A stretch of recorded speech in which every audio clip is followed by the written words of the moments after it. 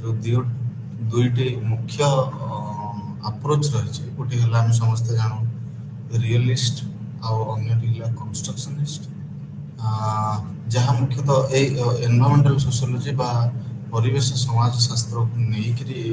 विषय संबंध में आम आलोचना करवा ता पूर्व आम गत काली जो आलोचना करते अति संक्षिप्त पुणी थे कहदेवाक चाहिए जे जितेबले आम देखिले क्यों भाव जो एनवायरमेंटल सोशियोलॉजी रही परिवेश समाजशास्त्र रही क्यों भाव तार डेवलपमेंट होता तार उत्थान क्यों भाव होता से जो विषय वस्तु क्यों भाव आसी जदि देखा मुख्यतः भाव जो आम आर्थ समिट होता से किभली भाव आरंभ होता क्यों भाव जो समाजशास्त्री मैंने समाज विज्ञानी मैंने गोटे अप्रोप्रिएट गोटे निर्दिष्ट से कौन थियोरेटिकल पर्सपेक्टिव से पाखे नाला जहाद्वारा कि निजर जुक्ति को उपस्थापन कर मुख्यतः भाव में समाजशास्त्र समाज विज्ञान समाजशास्त्र कौन थियोरी अप्रोच नाला जे देखा जाए से क्यों भाव धीरे धीरे ये आम क्लासिकल सोशियोलॉजी जो मैंने रही फादर ऑफ सोशियोलॉजी जो मैंने रही आम फाउंडिंग फादर्स ऑफ सोशियोलॉजी जो मैंने रही जो मान द्वारा सोशियोलॉजी निर्माण और सुदृढ़ होता सोशियोलॉजी विकास होता कार्ल मार्क्स इमाइल दुर्खाइम एवं मार्क्स वेबर ये जो जुक्ति रही से किभली भाव ये जो आमर परिवेश संबंध में जो समाज विज्ञानी मैंने गवेषणा करते किभली भाव से जो जुक्ति क्यों भाव चेष्टा करते परिवेश संबंधी जुक्ति को बाहर करने तार जो किसी प्रत्यक्ष भाव हो परोक्ष भाव जो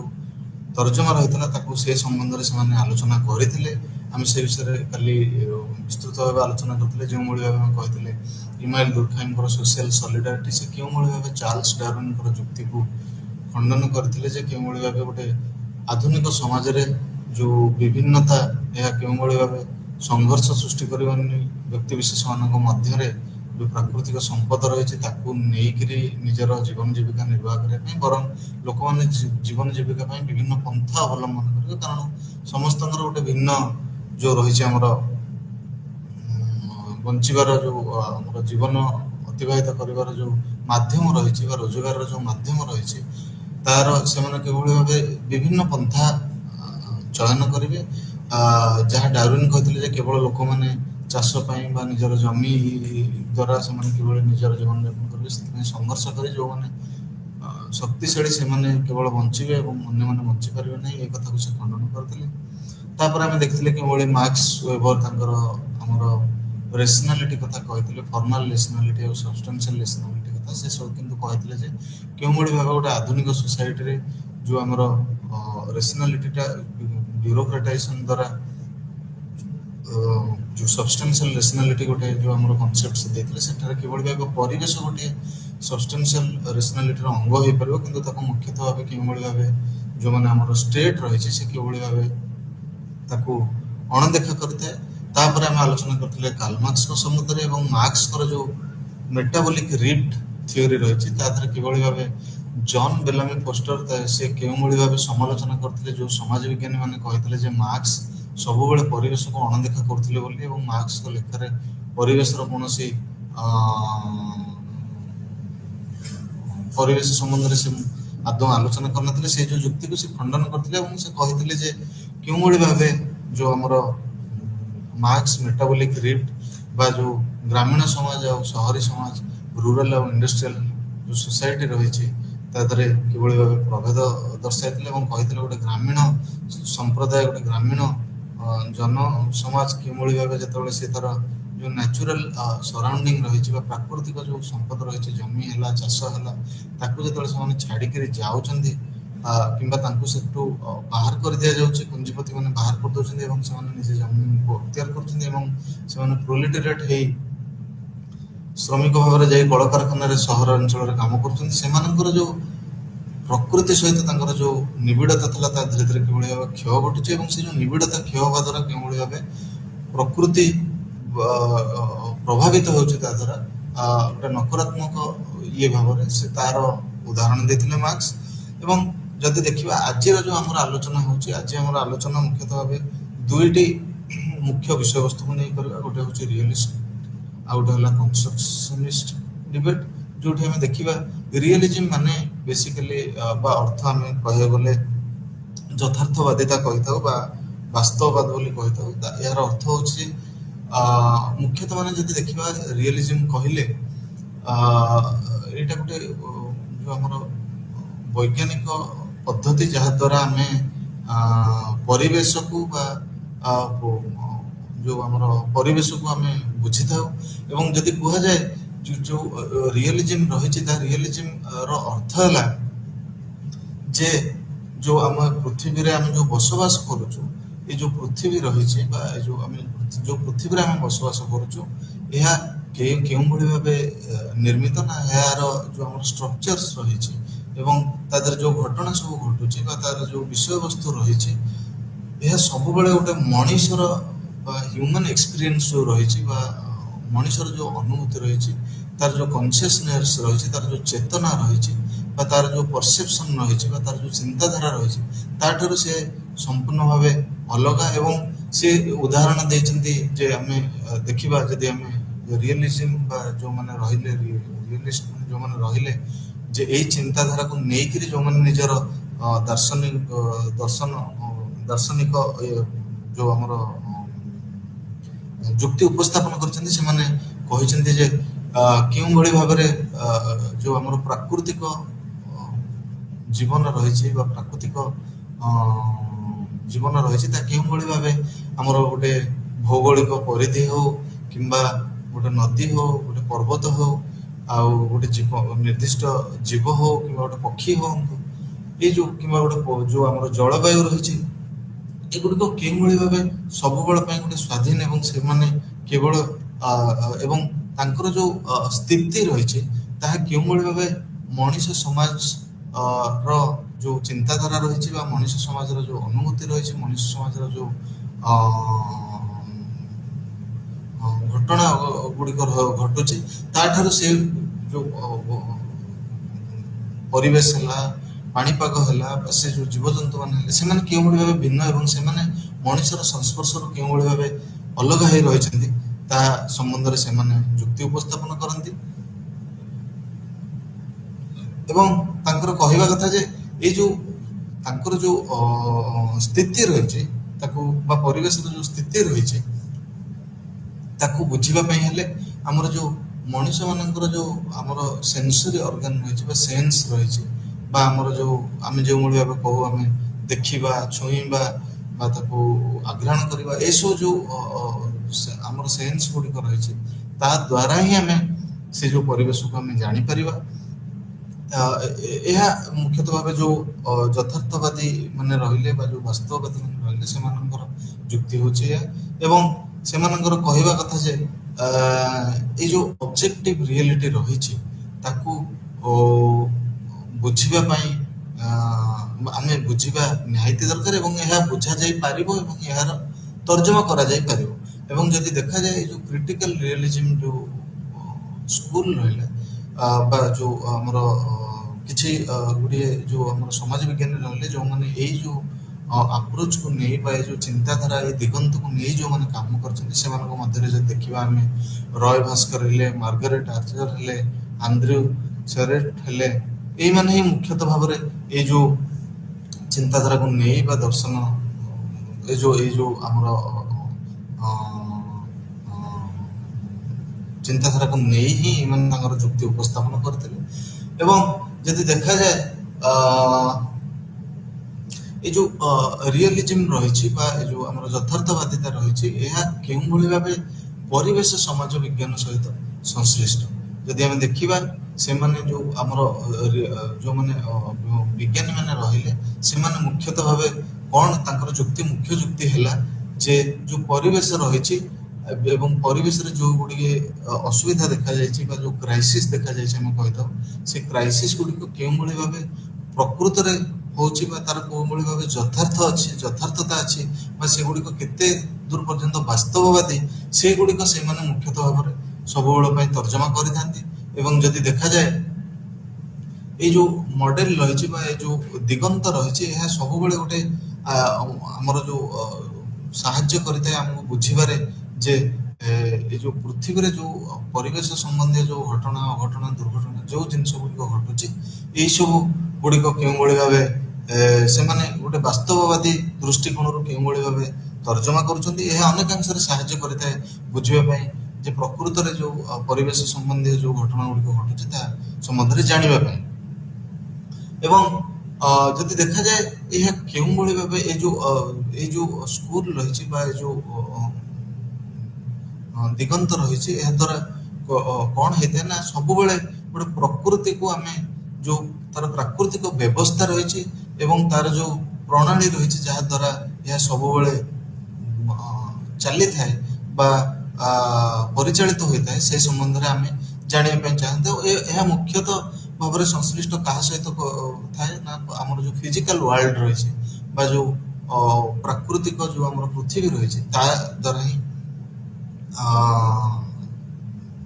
ଜଣା ପଡିଥାଏ। ଏବଂ ଯଦି ଦେଖାଯାଏ ସବୁବେଳେ ଯୋଉ ରିଏଲିଷ୍ଟ ମାନେ ରହିଲେ ବା ଯୋଉମାନେ ଯଥାର୍ଥବାଦୀ ମାନେ ରହିଲେ ବା ଯୋଉମାନେ ବାସ୍ତବବାଦୀ ମାନେ ରହିଲେ ସେମାନେ ସବୁବେଳେ ଗୋଟେ ପ୍ରଶ୍ନ ପଚାରିଥାନ୍ତି। ତାଙ୍କର ପ୍ରଶ୍ନଟି ହେଲା ଯେ ଏଇ ଯୋଉ ଗୋଟେ ପରିବେଶ ସମ୍ବନ୍ଧୀୟ ଗୋଟେ କୌଣସି ଇସ୍ୟୁ ହେଲା ସେ ଯୋଉ ଇସ୍ୟୁଟି ହେଉଛି ତାହା କେଉଁଭଳି ଭାବରେ ହେଉଛି ଏବଂ କଣ ପାଇଁ ହେଉଛି। ତେଣୁ ଏହାକୁ ନେଇ ସେମାନେ ମୁଖ୍ୟତଃ ଭାବରେ ଯୁକ୍ତି ବାଢିଥାନ୍ତି ଏବଂ ଯେଉଁ କଣ ପାଇଁ ହେଉଛି ଏବଂ ଏଇ ଯୋଉ ପରିବେଶ ସମ୍ବନ୍ଧୀୟ କୌଣସି ଗୋଟେ ଅସୁବିଧା ହେଇଛି ବା କୌଣସି ଗୋଟେ ପ୍ରୋବ୍ଲେମ ହେଇଛି ସେ ଯୋଉ ପ୍ରୋବ୍ଲେମର ପଛରେ ଥିବା କାରଣ ଗୁଡ଼ିକ କଣ ସେ ସମ୍ବନ୍ଧରେ ମଧ୍ୟ ସେ ଜାଣିବା ପାଇଁ ଚେଷ୍ଟା କରିଥାନ୍ତି ଏବଂ ସେ କାରଣଟା ସବୁବେଳେ ସେମାନେ ଗୋଟେ ପ୍ରାକୃତିକ କାରଣ ବା ପ୍ରକୃତ କାରଣ ସବୁବେଳେ ଜାଣିବା ପାଇଁ ଚେଷ୍ଟା କରିଥାନ୍ତି। ଏବଂ ତାଙ୍କର ଯେମିତି ଆମେ ଉଦାହରଣ ସ୍ୱରୂପ ନେଇପାରିବା ଗ୍ଲୋବାଲ ୱାର୍ମିଂ, ଏସିଡ ରେନ୍, ଅମ୍ଳ ବର୍ଷା ହେଲା କିମ୍ବା ଯୋଉ ବାୟୁମଣ୍ଡଳରେ ଆଜିକାଲି ତାପମାତ୍ରାର ବୃଦ୍ଧି ଘଟୁଛି ତା ସମ୍ବନ୍ଧରେ ହେଲା ବା ଆମର ଯୋଉ ପ୍ରଦୂଷଣର ମାତ୍ରା ବଢି ବଢି ଚାଲିଛି ତାର କାରଣ ହେଲା ବା ଆମର ଯୋଉ ସବୁଜ ବା ସବୁଜିମା ରହିଛି ତା ଧୀରେ ଧୀରେ କିଭଳି ଭାବେ କ୍ଷୟ ହଉଛି ବା ଜଙ୍ଗଲ କିଭଳି ଭାବେ ନଷ୍ଟ ହଉଛି ତାର ସମ୍ବନ୍ଧରେ ହେଲା। ଏଇ ସବୁ ବାବଦରେ ସେମାନେ ଯେତେବେଳେ ତର୍ଜମା କରିଥାନ୍ତି ସେମାନେ ସବୁବେଳେ ତାର ଗୋଟେ ବୈଜ୍ଞାନିକ କାରଣ ବା ପ୍ରାକୃତିକ କାରଣ ସବୁବେଳେ ଖୋଜିବା ପାଇଁ ଚେଷ୍ଟା କରିଛନ୍ତି ଏବଂ ସବୁବେଳେ ସେ ଗୋଟେ ଯୋଉ ଆମର କଜ୍ ଆଣ୍ଡ ଯୋଉ ଇଫେକ୍ଟ ବା ଯୋଉ ଆମର କାଜୁଆଲ ଏକ୍ସପ୍ଲାନେସନ ବା ତାର ଯୋଉ କାରଣ ଖୋଜିବାରେ ସବୁବେଳେ ସେମାନେ ନିଜକୁ ନିୟୋଜିତ କରିଥାନ୍ତି। ଏବଂ ଯଦି ଦେଖାଯାଇଥାଏ ଯେ ଏଇ ଯୋଉ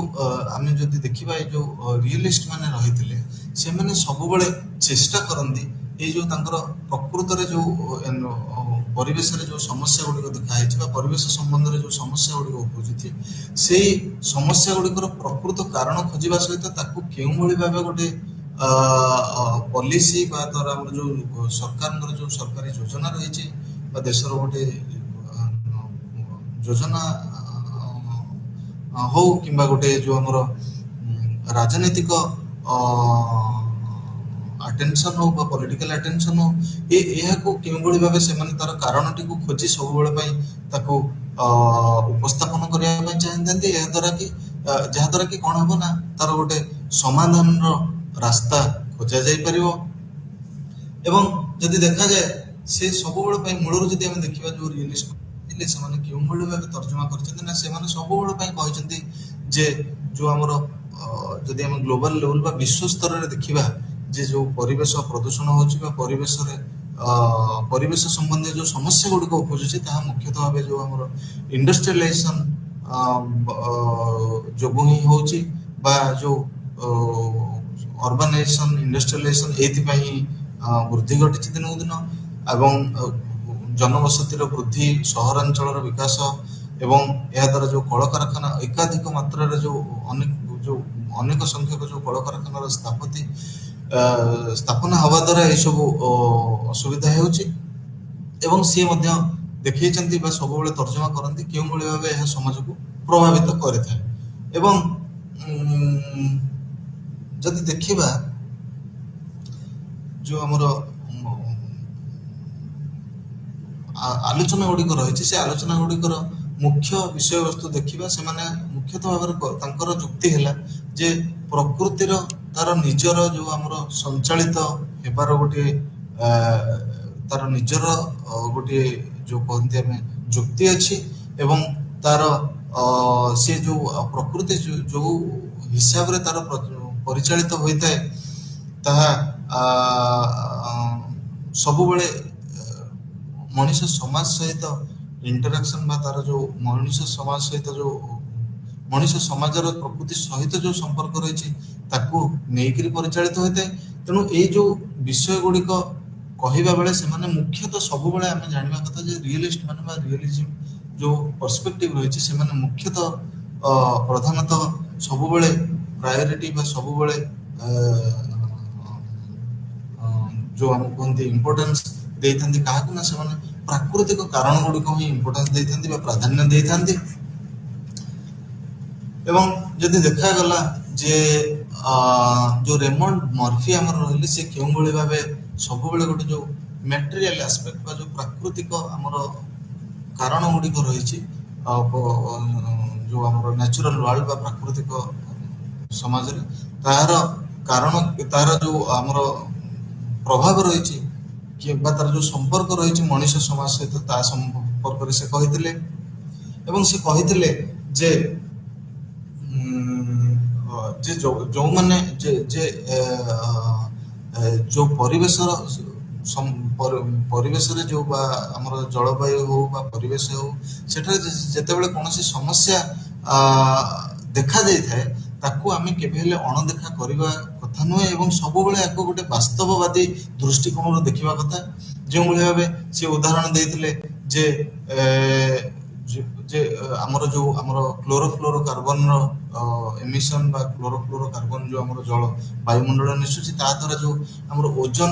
ଲେୟର ରହିଛି ଓଜୋନ ଲେୟରର ଡିପ୍ଲେସନ ହଉଛି ବା ଓଜୋନ ଲେୟର କେଉଁଭଳି ଭାବେ କ୍ଷୟ ହଉଛି ସେଇ ଯୋଉ ଯୁକ୍ତିକୁ ଅନେକ ବ୍ୟକ୍ତି ଏବଂ ଅନେକ ଯୋଉ ସଂଗଠନ ରହିଛନ୍ତି ସେମାନେ ତାକୁ ଆକ୍ସେପ୍ଟ କରିନଥାନ୍ତି କିନ୍ତୁ ତାଙ୍କର କହିବା କଥା ଯେ ଯେତେବେଳେ ଆମେ ଦେଖୁଛେ ଗୋଟେ ଚର୍ମ କ୍ୟାନ୍ସରର ବୃଦ୍ଧି ଘଟୁଛି କିମ୍ବା ଏସିଡ ରେନ୍ ହଉଛି କିମ୍ବା ଆଉ ସେ ଯୋଉ ଓଜୋନ ଲେୟରର ଅବକ୍ଷୟତାର କେତେ ଗୁଡ଼ିଏ ତାର ପ୍ରଭାବରେ ଯୋଉ କେତେ ଗୁଡ଼ିଏ ଖରାପ ପରିସ୍ଥିତି ବା ଯୋଉ ଆମର କୁହାଯାଏ ସଙ୍କଟ ଉପୁଜୁଛି ସେଗୁଡ଼ିକୁ ଆମେ କେବେ ହେଲେ ଅଣଦେଖା କରିବା କଥା ନୁହଁ ଏବଂ ତାକୁ ସବୁବେଳେ ଆମେ ସିରିୟସଲି ନେବା କଥା ଏବଂ ତାକୁ ସବୁବେଳେ ଆମେ ପ୍ରାଧାନ୍ୟ ଦେବା କଥା ଏବଂ ସେ ତାର ଉଦାହରଣ ଦେଇକରି ଦେବା ପାଇଁ ସେ କହିଥିଲେ ଆମର ରେମଣ୍ଡ ମର୍ଫି କହିଥିଲେ କେଉଁଭଳି ଭାବେ ଯୋଉ ଆମର ଇଣ୍ଡଷ୍ଟ୍ରିଆଲ ଏବଂ ଡେଭଲପଡ କଣ୍ଟ୍ରି ଯୋଉ ବିକଶିତ ଦେଶମାନେ ରହିଲେ ସେମାନେ କୋଉଭଳି ଭାବରେ ଯୋଉ ତାଙ୍କର ଯୋଜନା ଗୁଡ଼ିକ କରୁଛନ୍ତି ଆଜିର ସମୟରେ ସେମାନେ କେଉଁଭଳି ଭାବେ ଏଇ ଯୋଉ ଆମର ପ୍ରଭାବ ଗୁଡ଼ିକ ରହିଛି ପରିବେଶ ଉପରେ ବା ଜଳବାୟୁ ଉପରେ ଯୋଉ ପ୍ରଭାବ ଗୁଡ଼ିକ ରହିଛି ଯେମିତି କ୍ଲୋରୋଫ୍ଲୋରୋ କାର୍ବନ ଉଦାହରଣ ଦିଆହେଲା କିମ୍ବା ଓଜୋନ ଲେୟରର କ୍ଷୟ ସମ୍ବନ୍ଧରେ ଉଦାହରଣ ଦିଆହେଲା ବା ଜଙ୍ଗଲ ସମ୍ପଦର କ୍ଷୟ ହଉ କିମ୍ବା ଏଇ ଯୋଉ ସବୁ ଯୋଉ ବିପର୍ଯ୍ୟୟ ଘଟୁଛି ପ୍ରାକୃତିକ ବିପର୍ଯ୍ୟୟ ହଉଛି ବା ତାର ଯୋଉ ଆମର ପରିବେଶ ପ୍ରଦୂଷଣ ହଉଛି ବା ପରିବେଶରେ ଯୋଉ କ୍ଷୟ ଘଟୁଛି ଏହି ସମ୍ବନ୍ଧରେ ସେ କହିଲା ବେଳେ ସେ କହୁଛନ୍ତି ଯେ କେଉଁଭଳି ଭାବେ ଯୋଉ ଯେତେବେଳେ ଆମେ ଏଇ ଯୋଉ ପ୍ରକୃତ ବା ବାସ୍ତବବାଦୀ ଗୋଟେ ଚିନ୍ତାଧାରା ନେଇ ପ୍ରଥମେ ଯଦି ଆମେ ଏଇ ଅସୁବିଧା ଗୁଡ଼ିକ ବା ଏଇ ଯୋଉ ସଙ୍କଟ ଗୁଡ଼ିକ ବା ଏଗୁଡ଼ିକୁ ଯଦି ଆମେ ଏଗୁଡ଼ିକ ସମ୍ବନ୍ଧରେ ଆଲୋଚନା କରିବା ଏବଂ ଆକୁ ଆମେ ଗମ୍ଭୀର ଭାବରେ ଗ୍ରହଣ କରିବା ତାହେଲେ ଯାଇ ଆମର ଯୋଉ ଯୋଜନା ଗୁଡ଼ିକ ରହିଛି ଆମେ ସେଇ ଯୋଜନା ମାଧ୍ୟମରେ ଆମେ ଅନେକ ଗୁଡ଼ିଏ ପରିବର୍ତ୍ତନ ଏଥିରେ ଆଣିପାରିବା ଏବଂ ଏଇ ଯୋଉ ଦୁର୍ଘଟଣା ଗୁଡ଼ିକ ରହିଛି ବା ଏ ଯୋଉ ଆମର ବିପର୍ଯ୍ୟୟ ଗୁଡ଼ିକ ରହିଛି ଆକୁ ଅନେକାଂଶରେ ଆମେ କମାଇ ଦେଇପାରିବା। ତେଣୁ ଏହି ସମ୍ବନ୍ଧରେ ରେମଣ୍ଡ ମର୍ଫି କହିଥିଲେ ଏବଂ ସେ ତାଙ୍କର ଯୋଉ ରିଏଲିଷ୍ଟ ମାନେ ରହିଲେ ବା ଯୋଉମାନେ ବାସ୍ତବବାଦୀ ମାନେ ରହିଲେ ସେମାନେ ସବୁବେଳେ ଗୋଟେ ଯୁକ୍ତି ଉପସ୍ଥାପନ କରିଥାନ୍ତି ଯେ କେବେ ହେଲେ ଆମେ ଯୋଉ ପ୍ରକୃତିର ଯୋଉ ବ୍ୟବସ୍ଥା ରହିଛି ତାକୁ ଆମେ କେବେ ହେଲେ ଅଣଦେଖା କରିବା କଥା ନୁହେଁ ଏବଂ ସେମାନେ ସବୁବେଳେ ଗୋଟେ ଯୁକ୍ତି ଉପସ୍ଥାପନ କରିଛନ୍ତି ଯେ ଯୋଉମାନେ ସମାଜ ବିଜ୍ଞାନୀ ମାନେ ରହିଲେ ସେମାନେ ସବୁବେଳେ ଗୋଟେ ଯୋଉ ପ୍ରକୃତି ରହିଛି ବା ଯୋଉ ପରିବେଶ ରହିଛି ସେମାନେ ଖାଲି ନୁହେଁ ଯେ ଆମେ କେବଳ ମଣିଷ ସମାଜକୁ ନେଇ ତାର ତର୍ଜମା କରିବା କିନ୍ତୁ ତାର ଯୋଉ ବାସ୍ତବବାଦୀ ରୂପ ରହିଛି ବା ବାସ୍ତବବାଦୀ ଯୋଉ ଦୃଷ୍ଟିକୋଣ ରହିଛି ସେଇ ଦୃଷ୍ଟିକୋଣରୁ ସବୁବେଳେ ପରିବେଶ ଏବଂ ପ୍ରକୃତିକୁ ଅନୁଧ୍ୟାନ କରିବା କଥା। ଏବଂ ସବୁ ଯୋଉ ଆମର ସମାଜ ବିଜ୍ଞାନର ଯୋଉ ରେମଣ୍ଡ ମର୍ଫି କହିଥିଲେ ଯେ ଆମେ ଯୋଉ ସୋସିଓଲୋଜି ବା ସୋସିଓଲୋଜିଷ୍ଟ ମାନେ ବା ସମାଜ ଶାସ୍ତ୍ରର ଯୋଉମାନେ ରହିଲେ ସମାଜ ବିଜ୍ଞାନୀ ମାନେ ସେମାନେ କେଉଁଭଳି ଭାବେ ସବୁବେଳେ କହିଥିଲେ ଯେ ଏଭ୍ରିଥିଙ୍ଗ ଇଜ ସୋସିଆଲି କନଷ୍ଟ୍ରକ୍ଟେଡ, ଯାହାର ଅର୍ଥ ହଉଛି ସବୁ ହଉଛି ସମାଜ ଦ୍ୱାରା ଗଠିତ। ତେଣୁ ସେଇ ଯୋଉ ଚିନ୍ତାଧାରାକୁ ଆମେ ଟିକେ ଯଦି ପଛରେ ରଖି ପ୍ରଥମେ ଗୋଟେ ବାସ୍ତବବାଦୀ ଚିନ୍ତାଧାରାରେ ଆମେ ଯୋଉ ପ୍ରକୃତିର ବା ପରିବେଶର ଯୋଉ ପ୍ରଭାବ ରହିଛି ତାକୁ ଯଦି ଆମେ ଅନୁଧ୍ୟାନ କରିବା ଆମେ ଅନେକାଂଶରେ ଏ ଯୋଉ ଆମର ଯୋଉ ବିପର୍ଯ୍ୟୟ ପ୍ରାକୃତିକ ବିପର୍ଯ୍ୟୟ ହଉ କିମ୍ବା ଆମର ପରିବେଶ ସମ୍ବନ୍ଧୀୟ ଯୋଉ ଦୁର୍ଘଟଣା ଗୁଡ଼ିକ ଘଟୁଛି ସେଥିରୁ ଆମେ ଅନେକାଂଶରେ ବଞ୍ଚି ପାରିବା ବା ସମାଜକୁ ବଞ୍ଚାଇ ପାରିବା। ଏବଂ ତାଙ୍କର କହିବାର ଅର୍ଥ ଯେ ସେ ଏହା ଦ୍ୱାରା କହୁନାହାନ୍ତି ଯେ ମଣିଷ ସମାଜର ପରିବେଶ ସହିତ କୌଣସି ସମ୍ପର୍କ ଅଛି ବା ସେ ଯୋଉ ମଣିଷ ସମାଜର ଯୋଉ ପରିବେଶ ସହିତ ଯୋଉ ସମ୍ପର୍କ ଅଛି ତାର କୌଣସି ମାନେ ଯୋଉ ସାମାଜିକ ସ୍ଥିତି ନାହିଁ ସେ ସମ୍ବନ୍ଧରେ ସେ କହୁନାହାନ୍ତି। ସେ କହୁଛନ୍ତି ଯେ ଆମକୁ ତାଙ୍କର ଯୋଉ ଦୃଷ୍ଟିକୋଣ ରହିଛି ଏହା ମୁଖ୍ୟତଃ ଭାବରେ ବାସ୍ତବବାଦୀ ବା ବାସ୍ତବବାଦୀ ଦୃଷ୍ଟିକୋଣ ରହିଛି ଏବଂ ସେ ସବୁବେଳେ ଗୋଟେ ଯଥାର୍ଥବାଦୀ ଯୁକ୍ତିକୁ ନେଇ ସବୁବେଳେ ଯୋଉ ପରିବେଶ ବା ଯୋଉ ଆମର ପ୍ରକୃତି ରହିଛି ତା ସମ୍ବନ୍ଧରେ ଆଲୋଚନା କରିଥିଲେ। ଏବଂ ସେ ତାଙ୍କର କହିବା କଥା ଯେ ଅନେକାଂଶରେ ବହୁତ ଗୁଡ଼ିଏ ଯୋଉ ଆମର ଅସୁବିଧା ରହିଛି ବା ସମସ୍ୟା ରହିଛି ପରିବେଶ ସମ୍ବନ୍ଧୀୟ ହଉ ବା ପ୍ରାକୃତିକ ସମସ୍ୟା ହଉ, ଏଇ ଯୋଉ ସମସ୍ୟା ଗୁଡ଼ିକ ବହୁତ ଆଗରୁ ରହିଛି କିନ୍ତୁ ଏହାକୁ ସମାଜକୁ ବହୁତ ଟାଇମ ଲାଗିଛି ବା ବହୁତ ସମୟ ଲାଗିଛି ଏଇ ଯୋଉ ଅସୁବିଧା ଗୁଡ଼ିକୁ ଗ୍ରହଣ କରିବାରେ। ଏଇ ଯୋଉ ନକାରାତ୍ମକ ଯୋଉ ପ୍ରଭାବ ରହିଛି ତାକୁ ଗ୍ରହଣ କରିବା ପାଇଁ ସମାଜକୁ ବହୁତ ସମୟ ଲାଗିଛି। ସେ ଯେଉଁଭଳି ଭାବେ ଯୁକ୍ତି ଉପସ୍ଥାପନ କରିଛନ୍ତି ଯେ ଆମର ବିକିରଣ ରେଡିଏସନ ଯୋଉଟା କୁହାଯାଏ, ଯୋଉ ରେଡିଏସନ ହେଲା ବା ପଲ୍ୟୁସନ ପ୍ରଦୂଷଣ ହେଲା ବା ଯୋଉ ଅମ୍ଳ ବର୍ଷା ହେଲା, ଏହା ବହୁତ ଆଗରୁ ମଧ୍ୟ ଏହା ଥିଲା କିନ୍ତୁ ଯେତେବେଳଠୁ ଆମର ସେ ତାଙ୍କର କହିବା କଥା ଯେବେଠୁ ଆମର ଇଣ୍ଡଷ୍ଟ୍ରିଆଲାଇଜେସନ ଆରମ୍ଭ ହୋଇଛି ଏଗୁଡିକ ସେବେଠୁ ଆରମ୍ଭ ହୋଇଛି କିନ୍ତୁ ଯେହେତୁ ରାଜନୈତିକ ଏବଂ ସାମାଜିକ କାରଣରୁ ଏଇ ଯୋଉ ଆମର ଯୋଉ ଆକୁ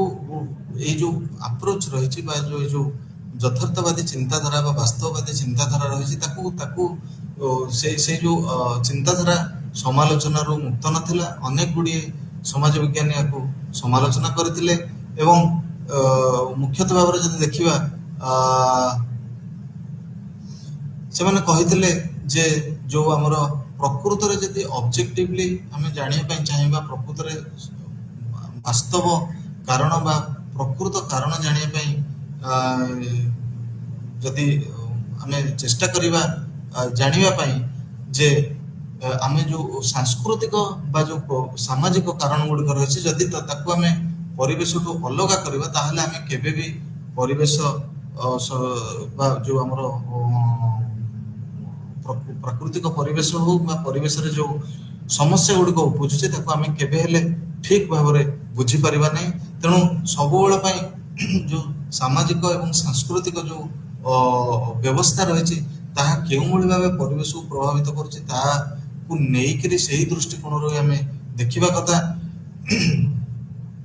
ଏବଂ ଯଦି ଦେଖିବା ଅନ୍ୟ ପାର୍ଶ୍ୱରେ ଯୋଉ ଆମର କନଷ୍ଟ୍ରକ୍ସନିଜିମ ରହିଲେ ବା ସେଇ ଯୋଉ ଚିନ୍ତାଧାରାର ଯୋଉ ବା ସେଇ ଯୋଉ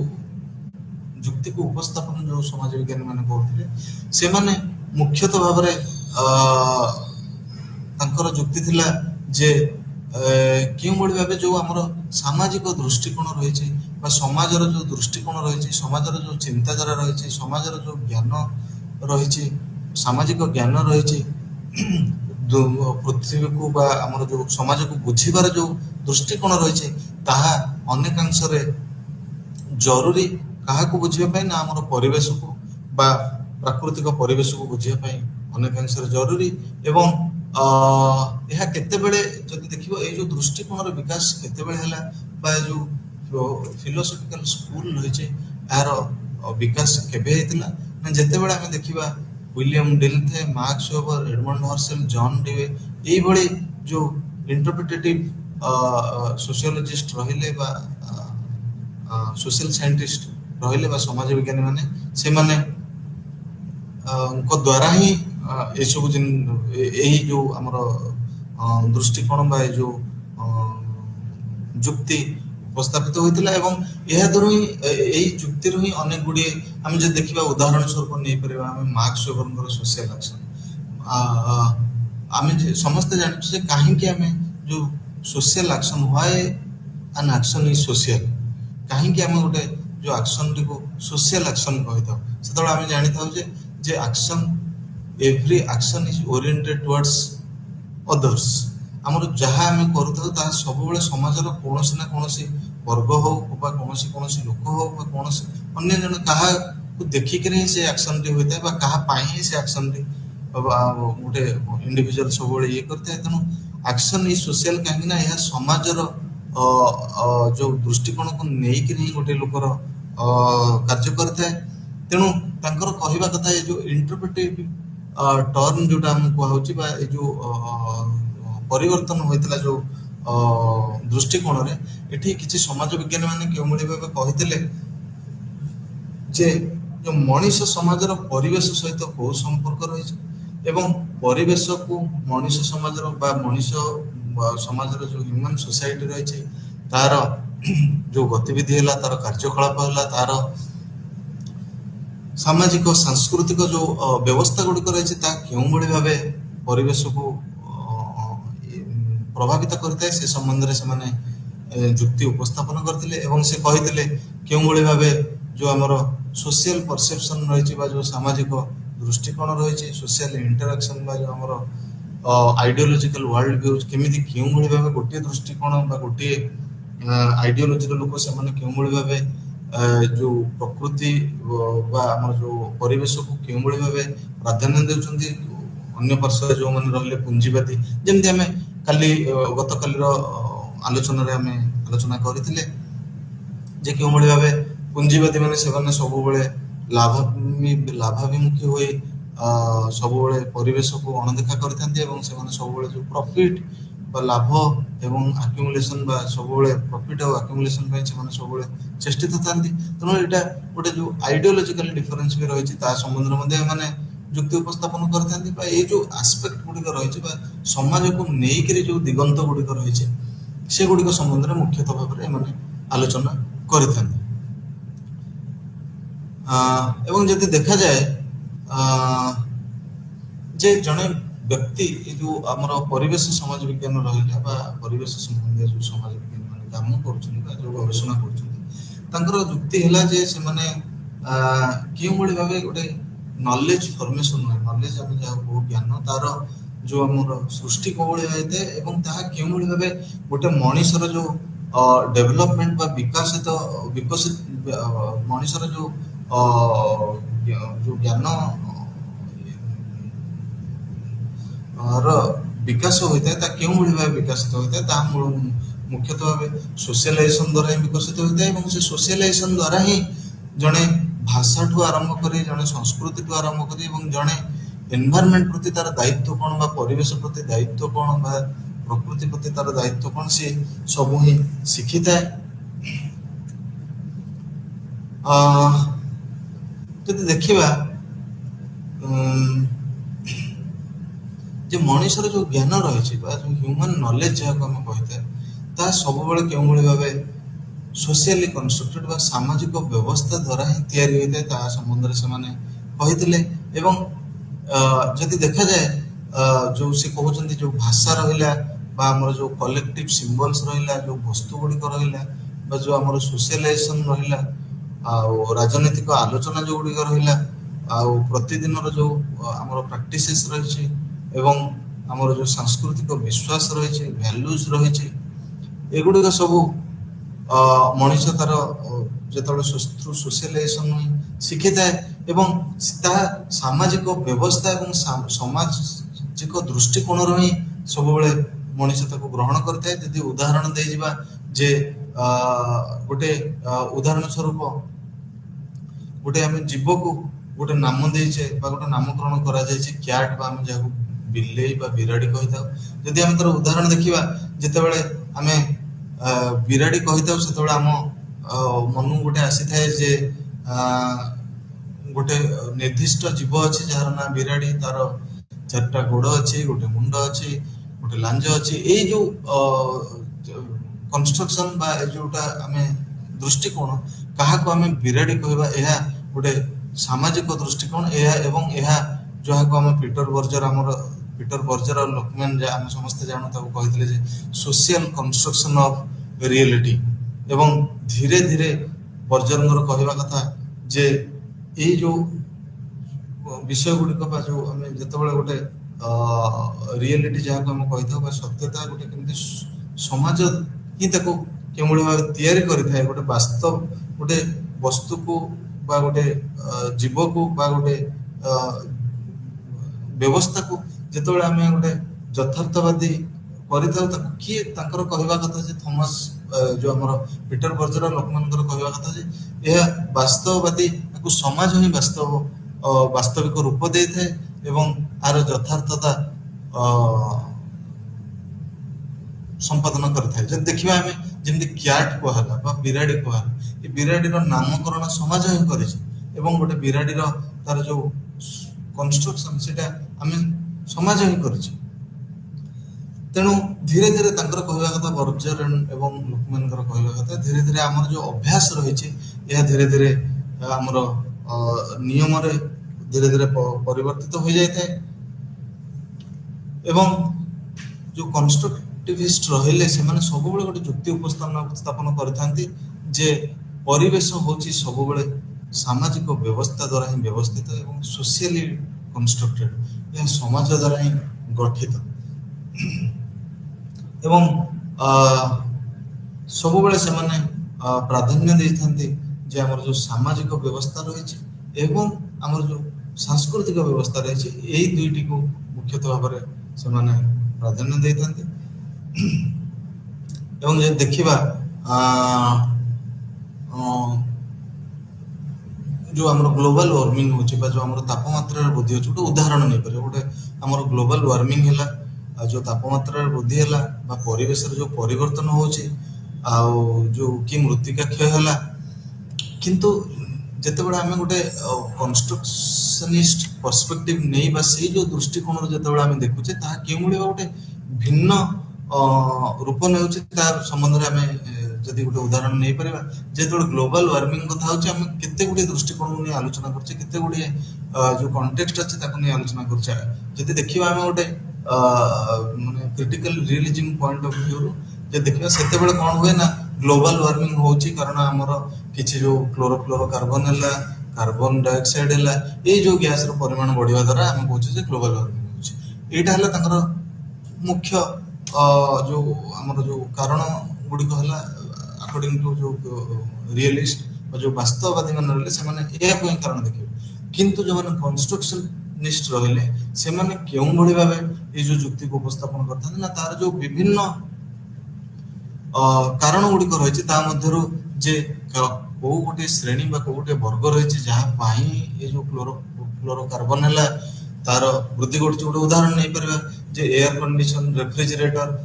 ମୁଖ୍ୟତଃ ଭାବେ ରେଫ୍ରିଜରେଟର ଯୋଉଥିରୁ କ୍ଲୋରୋକାର୍ବନ ବାହାରିଥାଏ, ତା ବା ଯୋଉ ଆମର ଏରୋପ୍ଲେନ ତାର ଯୋଉ କ୍ଲୋରୋକାର୍ବନ ବାହାରିଥାଏ, ଏଗୁଡ଼ିକ ଏରୋପ୍ଲେନକୁ ବ୍ୟବହାର କରିବା ଲୋକ କିଏ, ସେ କେଉଁ ବର୍ଗର ଲୋକ, କେଉଁ ଦେଶର ଲୋକ, କେଉଁ ଜାତିର ଲୋକ, ଏବଂ ସେମାନେ ପୁଞ୍ଜିବାଦୀ କି ସାଧାରଣ ଲୋକ, ଏଇ ଯୋଉ ତାଙ୍କର ଯୋଉ ଏଇ ଯୋଉ ଆମର ଆଲୋଚନା ରହିଛି ବା ଏଇ ଯୋଉ କାରଣ ଗୁଡ଼ିକ ରହିଛି, ଏଗୁଡ଼ିକ କନଷ୍ଟ୍ରକ୍ସନିଷ୍ଟ ସବୁବେଳେ ଏହାକୁ ପ୍ରାଧାନ୍ୟ ଦେଇଥାନ୍ତି। ଏବଂ ସେ ଯୋଉ ଅନ୍ୟ ଯୋଉ ଆମର ସରକାରଠୁ ଆରମ୍ଭ କରି ପ୍ରାଇଭେଟ ବା ଯୋଉ ଆମର କମ୍ପାନୀ ବା ପ୍ରାଇଭେଟ ଯୋଉ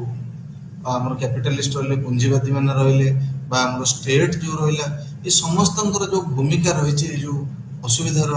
ଯୋଉ ବା ସମସ୍ୟାର ସମସ୍ତଙ୍କର ଯୋଉ ଯୋଗଦାନ ରହିଛି ବା ଭୂମିକା ରହିଛି, ସେ ସମ୍ବନ୍ଧରେ ସେମାନେ ଆଲୋଚନା କରିବେ। ଏହାର ଅର୍ଥ ନୁହେଁ ଯେ ସେମାନେ ସବୁବେଳେ ଗୋଟେ ଯୋଉ ବାସ୍ତବବାଦୀ କାରଣ ଗୁଡ଼ିକ ରହିଛି ତାକୁ ଅଣଦେଖା କରିଥାନ୍ତି। ଏହା ସହିତ ସେମାନେ ମଧ୍ୟ ଅନେକ ଗୁଡ଼ିଏ ଯୋଉ ସାମାଜିକ କାରଣ ରହିଛି ବା ସାଂସ୍କୃତିକ କାରଣ ରହିଛି ତାକୁ ମଧ୍ୟ ସେମାନେ ଆଲୋଚନା କରିଥାନ୍ତି। ଏବଂ ଯଦି ଦେଖାଯାଏ ଅ,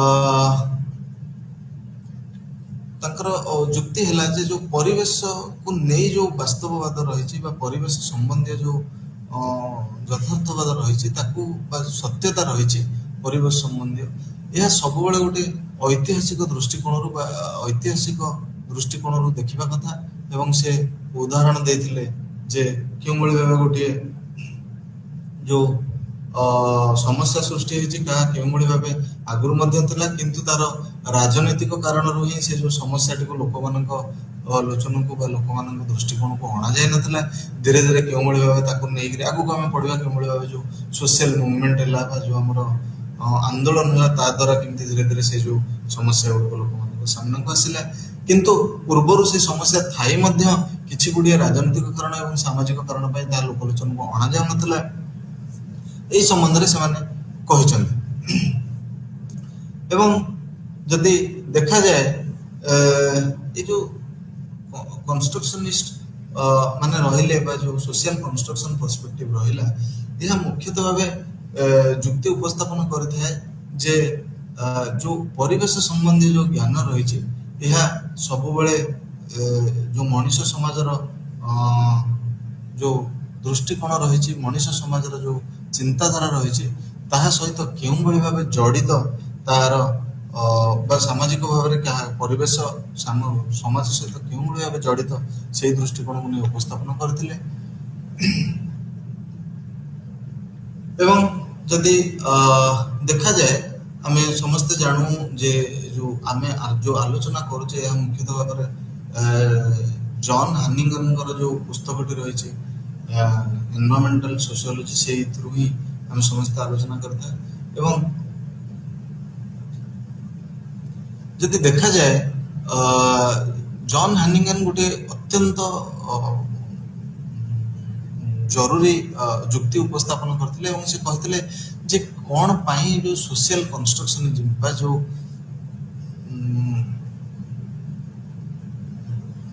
ଯୋଉ ପରିବେଶ ସମ୍ବନ୍ଧୀୟ ଯୋଉ ସମସ୍ୟା ଗୁଡ଼ିକ ରହିଛି ବା ଯୋଉ ପରିବେଶ ରହିଛି ତାହା କେଉଁଭଳି ଭାବେ ଯୋଉ ସାମାଜିକ ଗୋଟେ ଯୋଉ ବ୍ୟବସ୍ଥା ଦ୍ୱାରା ପରିଚାଳିତ ସେ ସମ୍ବନ୍ଧରେ ସେ ଯୁକ୍ତି ଉପସ୍ଥାପନ କରିଥିଲେ। ଏବଂ ସେ କହିଥିଲେ ଯେ ଯୋଉ କନଷ୍ଟ୍ରକ୍ସନିଷ୍ଟ ମାନେ ରହିଲେ ସେମାନେ କେବେ ହେଲେ ଯୋଉ ଆମର ପ୍ରକୃତିର ଯୋଉ ପ୍ରାକୃତିକ ବା ପ୍ରାକୃତିକ ବିପର୍ଯ୍ୟୟର ଯୋଉ ପ୍ରାକୃତିକ କାରଣ ଗୁଡ଼ିକ ରହିଛି ତାକୁ ସେମାନେ କେବେ ହେଲେ ଖଣ୍ଡନ କରିନାହାନ୍ତି, କିନ୍ତୁ ସେମାନେ କହିଛନ୍ତି ଏ ଯୋଉ ସାମାଜିକ ବ୍ୟବସ୍ଥା ରହିଛି ବା ସମାଜ ରହିଛି, ସମାଜରେ ଯୋଉ ଲୋକମାନେ ରହିଛନ୍ତି, ଆକ୍ଟର୍ସ ମାନେ ରହିଛନ୍ତି, ସେ ଷ୍ଟେଟ୍ ହୁଅନ୍ତୁ କିମ୍ବା କୌଣସି ରାଜନୈତିକ ଲିଡର ହଉ କିମ୍ବା କୌଣସି ଅର୍ଗାନାଇଜେସନ ବା କୌଣସି ଇନଷ୍ଟିଟ୍ୟୁସନ ହଉ, ସେମାନେ କେଉଁଭଳି ଭାବେ ଯୋଉ ଏଇ ସମସ୍ୟାଟି ସବୁଠୁ ବଡ ସମସ୍ୟା, ଆଉ ଯୋଉ ଆର ସମସ୍ୟାଟି ତାର ଛୋଟ ସମସ୍ୟା, ତାର ଯୋଉ ସମସ୍ୟାର ଯୋଉ ଆମର ଯୋଉ ଶ୍ରେଣୀ ବିଭାଜନ କରିଛନ୍ତି, କୋଉଠି ମୁଖ୍ୟ ସମସ୍ୟା କୋଉଠି ମୁଖ୍ୟ ସମସ୍ୟା ନୁହେଁ, ଏବଂ କେଉଁ ସମସ୍ୟାଟିର ଆମର ଯୋଉ ସମାଧାନ ବର୍ତ୍ତମାନ ଇମିଡିଏଟଲି ଦରକାର ଏବଂ କୋଉ ସମସ୍ୟା ପରେ ସମାଧାନ ହେଲେ ଚଳିବ, ଏଇ ଯୋଉ ଡିସ୍କୋର୍ସ ତିଆରି ହେଇଛି ବା ଏଇ ଯୋଉ ବିଭାଜନ ଯୋଉ ତିଆରି ହେଇଛି ଏହା ସମାଜ ଦ୍ୱାରା ହିଁ କରାଯାଇଥାଏ ଏବଂ ଏହା ତାର ଯୋଉ ପ୍ରକୃତ ଆବଶ୍ୟକତା ସମାଜରେ ରହିଛି ତାକୁ ନେଇକରି ହିଁ ତିଆରି କରାଯାଇଥାଏ।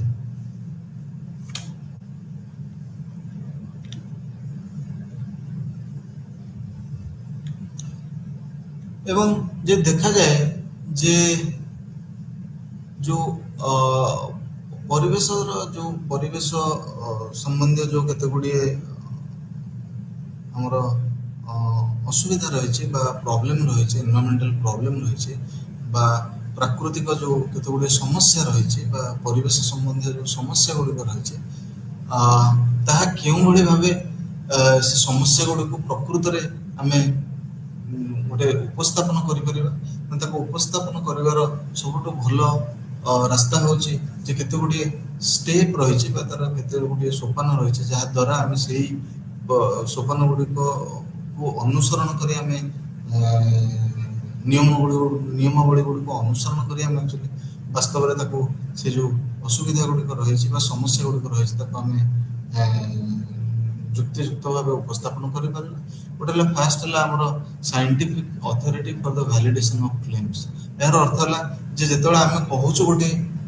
ପ୍ରଦୂଷଣ ହେଉଛି ବା ଅମ୍ଳ ବର୍ଷା ହେଉଛି ବା ତାପମାତ୍ରା ବୃଦ୍ଧି ହେଉଛି, ତାକୁ ଗୋଟେ ସାଇଣ୍ଟିଫିକ୍ ଅଥରିଟି ଆମର ଉଦାହରଣ ସ୍ୱରୂପ ଆମେ ନେଇପାରିବା ଆମର ଯେଉଁଭଳି ଭାବେ ଗୋଟେ ମିନିଷ୍ଟ୍ରି ଅଫ୍ ଏନଭାରନମେଣ୍ଟ ରହିଛି ବା ଯେଉଁ ପରିବେଶ ମନ୍ତ୍ରଣାଳୟ ରହିଛି, ସରକାରଙ୍କର ତାହା ଗୋଟିଏ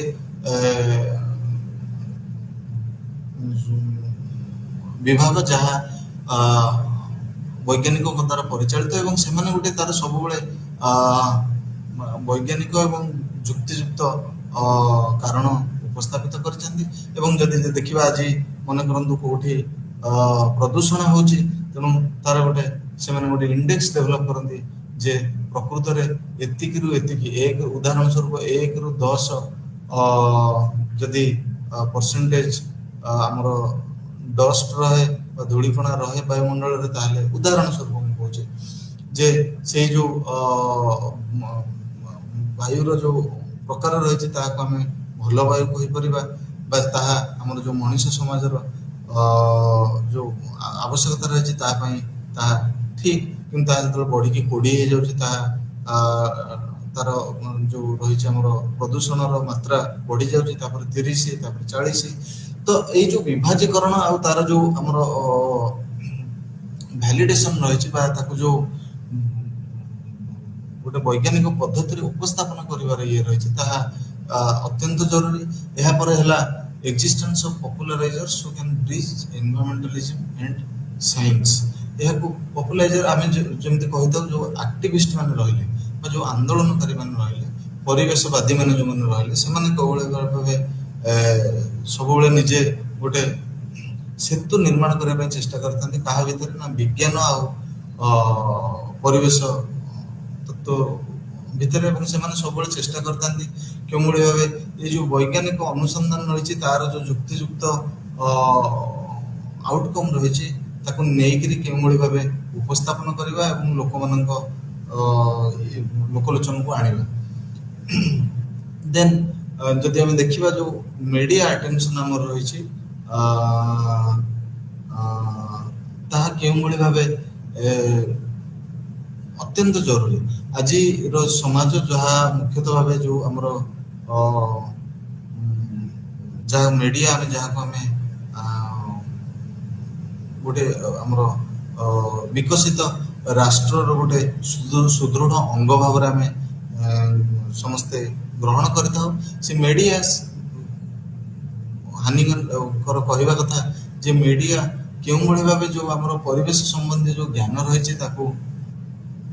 ବା ଯେଉଁ ଆମର ଅସୁବିଧାଟା ରହିଛି ତାହା କେଉଁଭଳି ଭାବେ ବା ତାର ଯେଉଁ ସମସ୍ୟାଟି ରହିଛି ସେ ସମସ୍ୟାଟି କେତେ ଗମ୍ଭୀର ତାକୁ ଜଣେଇବା ପାଇଁ, ଲୋକଲୋଚନକୁ ଆଣିବା ପାଇଁ, ସରକାରଙ୍କ ଲୋଚନକୁ ଆଣିବା ପାଇଁ ବା ଯେଉଁ ଆମର ଡିଫରେଣ୍ଟ ଷ୍ଟେକ୍ ହୋଲ୍ଡର୍ସ ରହିଲେ, ସେ ପରିବେଶ ବିଜ୍ଞାନୀ ହୁଅନ୍ତୁ ବା କୌଣସି ଇନଷ୍ଟିଟ୍ୟୁସନ ହଉ ବା କୌଣସି ଅର୍ଗାନାଇଜେସନ ହଉ ବା ଷ୍ଟେଟ୍ ନିଜେ ହଉ, ଏମାନଙ୍କର ବା ଲୋକମାନଙ୍କ ଦୃଷ୍ଟିକୁ ଆଣିବା ପାଇଁ ମିଡ଼ିଆର ଗୋଟେ ଅତ୍ୟନ୍ତ ଜରୁରୀ ଭୂମିକା ରହିଛି। ଏବଂ ଯଦି ଦେଖାଯାଏ ତାପରେ ସେମାନେ କେଉଁଭଳି ଭାବରେ ଯେଉଁ dramatisation of problems in symbolic and visual terms, କେଉଁଭଳି ଭାବେ ତାକୁ ନେଇ ଚଳଚ୍ଚିତ୍ର ତିଆରି ହେବା, ତାକୁ ନେଇ ଡ୍ରାମା, ତାକୁ ନେଇ ଭିଜୁଆଲ ଗ୍ରାଫିକ୍ସ, ପୋଷ୍ଟର, କେଉଁଭଳି ଭାବେ ଆମେ ଅନେକାଂଶରେ ଦେଖିଥାଉ ଯେ ପରିବେଶ ସମ୍ବନ୍ଧୀୟ କେତେ ଗୁଡ଼ିଏ ଆମର ଯେଉଁ ଆଡଭର୍ଟାଇଜମେଣ୍ଟ ହେଲା, ଆମର ଯେଉଁ ଯାହାକୁ ଆମେ କହିଥାଉ ସିନେମା ହେଲା, କେତେ ଗୁଡ଼ିଏ ଆମେ ଯଦି ଦେଖିବା ଚଳଚ୍ଚିତ୍ର ହେଲା, ଏଗୁଡ଼ିକ କେଉଁଭଳି ଭାବେ ଲୋକମାନଙ୍କୁ ବା ସରକାରଙ୍କୁ ବା ଆମର ଯେଉଁ ଡିଫରେଣ୍ଟ ଇନଷ୍ଟିଟ୍ୟୁସନ ହେଲେ ତାଙ୍କୁ କେଉଁଭଳି ଭାବେ ପ୍ରଭାବିତ କରିଥାଏ ଏବଂ ଗୋଟେ ଯେଉଁ ଆମର ସମସ୍ୟା ରହିଛି, ପ୍ରାକୃତିକ ସମସ୍ୟା ରହିଛି, ତାକୁ କେଉଁଭଳି ଭାବେ ଯୁକ୍ତିଯୁକ୍ତ ଭାବେ କେଉଁଭଳି ଭାବେ ଉପସ୍ଥାପିତ କରିଥାଏ। ଏବଂ ଯେଉଁ ଆମର ଇକୋନୋମିକ୍ ଇନସେଣ୍ଟିଭ୍ସ ରହିଛି ବା ଅର୍ଥନୈତିକ ଯେଉଁ ଆମର ଆର୍ଥିକ ସାହାଯ୍ୟ ଯେଉଁ ବା ତାକୁ ଆମେ ସାହାଯ୍ୟ ତ ନୁହେଁ ତାକୁ ଆମେ କହିବା କେଉଁଭଳି ଭାବେ ଯିଏ ପ୍ରକୃତରେ ପରିବେଶକୁ ନେଇ କାମ କରୁଛି ତାକୁ କେଉଁଭଳି ଭାବେ ଗୋଟେ ଆର୍ଥିକ ଗୋଟେ ସମ୍ବର୍ଦ୍ଧନା ଦେବା ଦରକାର ବା ତାକୁ ସମାଜରେ ତାକୁ ଗୋଟେ ସମ୍ବର୍ଦ୍ଧିତ କରିବା ଦରକାର ଏବଂ ତାକୁ ତାର ଯେଉଁ ଯୋଗଦାନ ରହିଛି ବା ତାର ଯେଉଁ କଣ୍ଟ୍ରିବ୍ୟୁସନ୍ ରହିଛି ତାକୁ କେଉଁଭଳି ଭାବେ ସମାଜର ଦୃଷ୍ଟିକୋଣକୁ ଆଣିବା ଦରକାର। ଆମେ ବର୍ତ୍ତମାନ ଦେଖିଥିବା ଯେ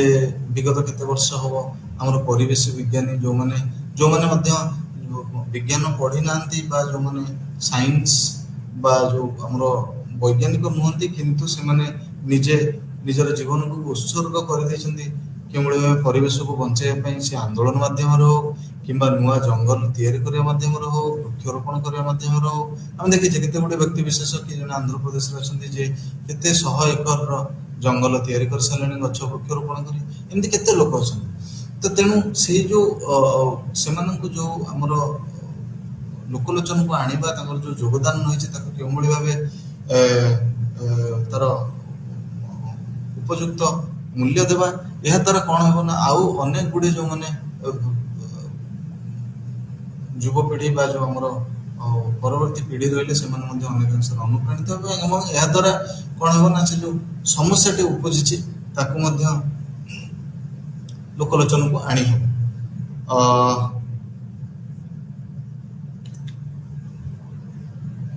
ଯଦି ଦେଖିବା ପ୍ରକୃତରେ ଯୋଉ କନଷ୍ଟ୍ରକ୍ସନିଜିମ ରହିଛି ସେମାନେ ମଧ୍ୟ ବା ତାଙ୍କର ଯୋଉ ଆଲୋଚନା ରହିଥିଲା ତାହା କେଉଁଭଳି ଭାବେ ତାହା ମଧ୍ୟ ସମାଲୋଚନାର ଯୋଉ ପରିସରରୁ ବାହାରି ନଥିଲା।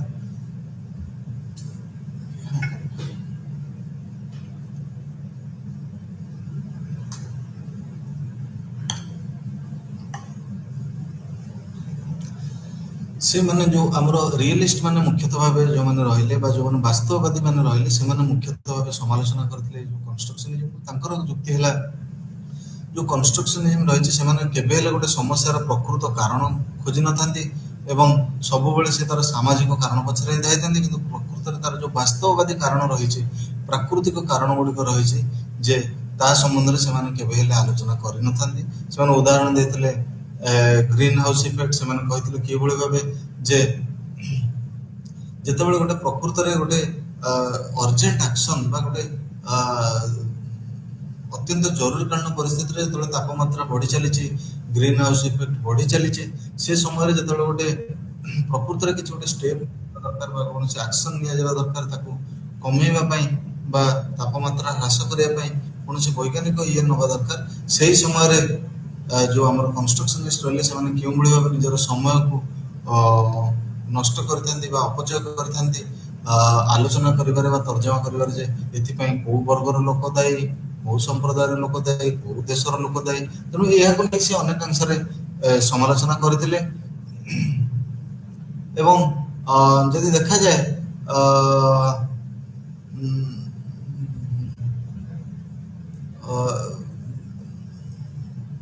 ଯୋଉ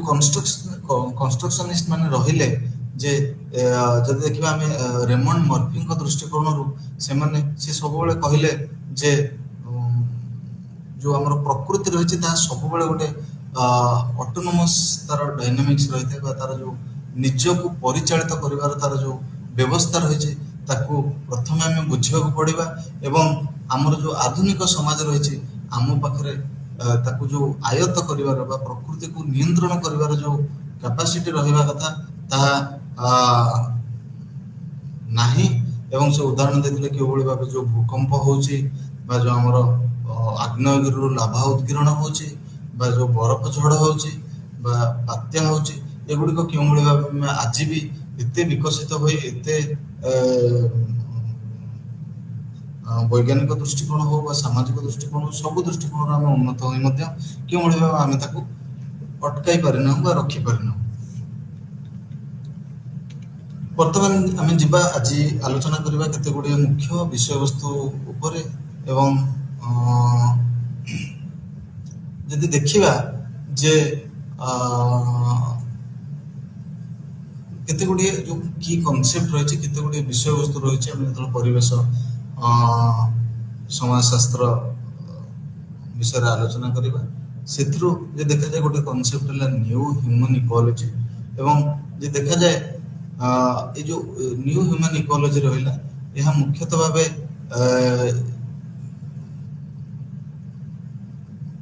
ଚେଷ୍ଟା କରିଥାଏ ଏ ଯୋଉ ଦୃଷ୍ଟିକୋଣ ରହିଛି ଏ ଦୃଷ୍ଟିକୋଣ ଦ୍ୱାରା କିଛି ଯୋଉ ବୈଜ୍ଞାନିକ ମାନେ ରହିଲେ, ସମାଜ ବିଜ୍ଞାନୀ ମାନେ ରହିଲେ, ମୁଖ୍ୟତଃ ଭାବେ ଆମେ ଯଦି ସମସ୍ତେ ଜାଣିଛେ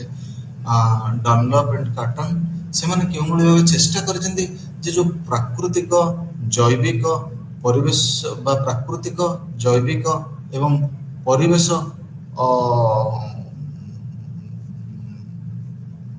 କୁ ନେଇ ଯୋଉ କେତେ ଗୁଡିଏ ଯୋଉ ଆମର ବ୍ୟବସ୍ଥା ରହିଛି ତାକୁ କେଉଁଭଳି ଭାବେ ଗୋଟେ ସାମାଜିକ ବ୍ୟବସ୍ଥା ବା ସାମାଜିକ ଦୃଷ୍ଟିକୋଣରୁ କେଉଁଭଳି ଭାବେ ତାକୁ ଆମେ ତାର ଯୋଉ ସମ୍ପର୍କ ରହିଛି ତାକୁ ବିଶ୍ଳେଷଣ କରିପାରିବା ସେ ସମ୍ବନ୍ଧରେ ସେମାନେ ମୁଖ୍ୟତଃ ଭାବରେ କହିଥିଲେ। ଏବଂ ଯଦି ଦେଖାଯାଏ ଏଇ ଯୋଉ ଯୁକ୍ତି ରହିଛି ଏହା ଆମେ କାହା ପାଖରେ ଦେଖିବାକୁ ପାଇଥିଲେ ଯଦି ଗତକାଲିର ଆମର ଆଲୋଚନାକୁ ଆପଣ ମାନେ ମନେ ପକେଇବେ ଆମେ ଦେଖିପାରିବା ଯେ କେଉଁଭଳି ଭାବେ ଆମେ ଯୋଉ ଯୁକ୍ତି ଯୋଉ ଡର୍କହାଇମଙ୍କର ସୋସିଆଲ ଫ୍ୟାକ୍ଟସ ସମ୍ପର୍କରେ କୁହାଯାଇଥିଲା ଯେ social fact which are external to individuals and ଯଦି ଦେଖାଯାଏ ଏକ୍ସଟର୍ନାଲ ମାନେ ସବୁବେଳେ ପାଇଁ ସେ the way of thinking acting seeing feeling ଏଇ ଯୋଉ ଆମେ ଯୋଉଭଳି ଭାବେ ଅନୁଭବ କରୁଛୁ ଯୋଉଭଳି ଭାବେ ଆମେ ଚିନ୍ତା କରୁଛୁ ଯୋଉଭଳି ଭାବେ ଆମେ କାମ କରୁଛୁ ବା ନିଜର ଯୋଉ ବ୍ୟବହାର କରୁଛୁ ତାହା କେଉଁଭଳି ଭାବେ ଗୋଟେ ଏକ୍ସଟର୍ନାଲ ଫୋର୍ସ ରହିଛି ଯୋଉଟା ସମାଜ ଦ୍ୱାରା ହିଁ ଗଠିତ ବା ତିଆରି ହୋଇଛି ସେଗୁଡ଼ିକ କିଭଳି ଭାବେ କାମ କରୁଛି ସେ ସମ୍ବନ୍ଧରେ ସେ କହିଥିଲେ। କିନ୍ତୁ ଯଦି ଦେଖାଯାଏ ଯୋଉ କାର୍ଟନ ଆଣ୍ଡ ଡାନଲପ୍ ସେମାନେ ଡର୍କହାଇମଙ୍କର ସେଇ ଯୋଉ ଆପ୍ରୋଚ ରହିଛି ତାଠୁ ଆଗକୁ ଯାଇଥିଲେ କାରଣ ଡର୍କହାଇମ ସବୁବେଳେ କହିଥିଲେ ଯେ social facts can only be explain through by another social fact ଯଦି ଆମେ ମନେ ପକେଇ ପାରିବା। କିନ୍ତୁ ମର୍ଫି ସେମାନେ ଆକ୍ଚୁଆଲି ଗୋଟିଏ ମାନେ ଏଇ ଯୋଉ ଡର୍କହାଇମଙ୍କର ଏଇ ଯୋଉ ଯୁକ୍ତିର ସୀମିତତା ଥିଲା ତାଠୁ ଆଗକୁ ଯାଇଥିଲେ ଏବଂ ସେମାନେ ଚେଷ୍ଟା କରିଥିଲେ ଯୋଉ ଏନଭାୟରମେଣ୍ଟ ରହିଛି ବା ପ୍ରାକୃତିକ ଯୋଉ କାରଣ ଗୁଡିକ ରହିଛି ତାହା ମଧ୍ୟ କେଉଁଭଳି ଭାବେ ଆମର ସାମାଜିକ ବ୍ୟବସ୍ଥା ଉପରେ ପ୍ରଭାବ ପକାଉଛି ସେ ସମ୍ବନ୍ଧରେ ମଧ୍ୟ ସେ କହିଥିଲେ। ଯେ ଦେଖାଯାଏ ଏନଭାୟରମେଣ୍ଟାଲ ଆଟିଚ୍ୟୁଡ୍ସ ବିହେଭିୟର ଏବଂ ପ୍ରାକ୍ଟିସେସ୍ ଯେ ଦେଖିବା ଆମେ ତାର ବ୍ୟବହାର ହଉ ପ୍ରକୃତିକୁ ନେଇକି ଯୋଉ ଆମର ବ୍ୟବହାର ଯୋଉ ଆମର ଦୃଷ୍ଟିକୋଣ ଏସବୁ କେଉଁଭଳି ଭାବେ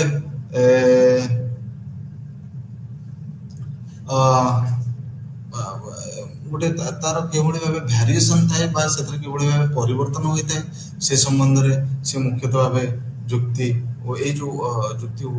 ଉପସ୍ଥାପିତ ହୋଇଛି ଯେ ଦେଖିବା ଆମେ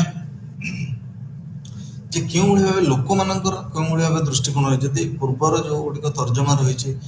ପରିବେଶ ସମାଜ ବିଜ୍ଞାନ ସମ୍ବନ୍ଧରେ ଆମେ ଯଦି ଦେଖିବା ଲୋକମାନେ କେଉଁଭଳି ଭାବେ ପରିବେଶକୁ ଗ୍ରହଣ କରିଛନ୍ତି ତାଙ୍କର ଯୋଉ ବ୍ୟବହାର ରହିଛି ତାହା କେତେ ମାତ୍ରାରେ ଯୋଉ ପରିବେଶର ସୁରକ୍ଷାକୁ ନେଇକି ତାହା ଯୋଉ ମାର୍ଜିତ ସେ ସମ୍ବନ୍ଧରେ ମଧ୍ୟ ଆଲୋଚନା ହେଇଛି ଏବଂ ଏହା ଅନେକାଂଶରେ ଯଦି ଦେଖିବା ମନୋବିଜ୍ଞାନୀ ମାନେ ମଧ୍ୟ ଏ ବିଷୟରେ ଆଲୋଚନା କରିଛନ୍ତି ସମାଜ ବିଜ୍ଞାନୀ ମାନେ ମଧ୍ୟ ଏ ସମ୍ବନ୍ଧରେ ଆଲୋଚନା କରିଛନ୍ତି ଏବଂ ଏହା କେଉଁଭଳି ଭାବେ ଭିନ୍ନ ଭିନ୍ନ ସମାଜ ଯେମିତି ଆମେ ଉଦାହରଣ ନେଇପାରିବା ଗୋଟେ ରୁରାଲ ସୋସାଇଟି ଗୋଟେ ଗ୍ରାମୀଣ ସମାଜ ଗୋଟେ ସହରୀ ସମାଜକୁ ନେଇ ଯଦି ଦେଖିବା ଗ୍ରାମୀଣ ସମାଜରେ ସେମାନଙ୍କର ଯୋଉ କନଜମ୍ପସନ ଲାଇଫ ବା ଯୋଉ ପାଟର୍ନ ଅଫ କନଜମ୍ପସନ ବା ସେ ଯୋଉ ଉପଭୋଗ କରନ୍ତି ତାଙ୍କର ଉପଭୋଗିତାଟା କେଉଁଭଳି ଭାବେ ସୀମିତ ଗୋଟେ ଗ୍ରାମୀଣ ଜୀବନରେ ଯେ ସେମାନେ କିନ୍ତୁ ଗୋଟେ ଅର୍ବାନ ସୋସାଇଟି ତମେ ଗୋଟେ ସହର ଇଏକୁ ଆସୁଛି ସେମାନଙ୍କର ଉପଭୋଗିତା କେତେ ଅଧିକ ମାତ୍ରାରେ ଅଧିକ ଏବଂ ସେମାନେ ଏହା କେଉଁଭଳି ଭାବେ ଯାହାକୁ ଆମେ କହିଥାଉ ପ୍ରାକୃତିକ ଇଏ ଉପରେ ପ୍ରଭାବ ପକାଉଛି ବା ପ୍ରକୃତି ଉପରେ ପ୍ରଭାବ ପକାଉଛି ବା ପରିବେଶ ଉପରେ ପ୍ରଭାବ ପକାଉଛି ତାହା ଆମକୁ ଯୋଉ ଆମର ଏନଭାୟରମେଣ୍ଟାଲ ଆଟିଟ୍ୟୁଡ ବିହେଭିୟର ପ୍ରାକ୍ଟିସେସ୍ ରହିଛି ସେଇଥିରୁ ଦେଖିଲେ ହିଁ ଜଣା ପଡେ। ଯେ ଦେଖାଯାଏ ଯୋଉ ଆମର ମନୋତାତ୍ତ୍ୱିକ ବା ଯୋଉ ଆମର ସାଇକୋଲୋଜିକାଲ ଆସ୍ପେକ୍ଟ ରହିଛି ବା କାରଣ ଗୁଡିକ ରହିଛି ସେଗୁଡିକ ମଧ୍ୟ ଅତ୍ୟନ୍ତ ଜରୁରୀ ଜାଣିବା କାରଣ ଜଣେ ଯେତେବେଳେ ପରିବେଶକୁ ନେଇକି ଅତ୍ୟନ୍ତ ଦାୟିତ୍ୱ ସମ୍ପନ୍ନ ହଉଛି ବା ସେ ଜଣେ ପରିବେଶକୁ ନେଇକି ଜଣେ ଯେତେବେଳେ ଅତ୍ୟନ୍ତ ଦାୟିତ୍ୱବାନ ହଉଛି ସେତେବେଳେ ଆମେ ଦେଖିବା ଯେ କେଉଁଭଳି ଭାବେ ତାର ଶିକ୍ଷା ତାର ବୟସ ତାର ଯୋଉ ରାଜନୈତିକ ଦୃଷ୍ଟିକୋଣ ରହିଛି ଏବଂ ସେ ଯୋଉ ଜାଗାରେ କେଉଁଭଳି ଭାବେ ଯୋଉ ଜାଗାରୁ ସେ ଆସିଛି ବା ଯୋଉ ଆମର ଯୋଉ ଭୌଗୋଳିକ ସ୍ଥାନରୁ ସେ ଆସିଛି ତାର ମଧ୍ୟ କେଉଁଭଳି ଭୂମିକା ରହିଛି ଆମେ ଉଦାହରଣ ନେଇପାରିବା ଗୋଟେ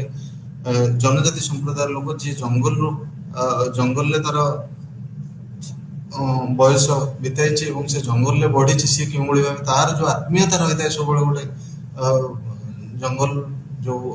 ଗଛ ସହିତ ବା ପରିବେଶ ସହିତ, ଯୋଉ ପ୍ରାକୃତିକ ପରିବେଶ ସହିତ,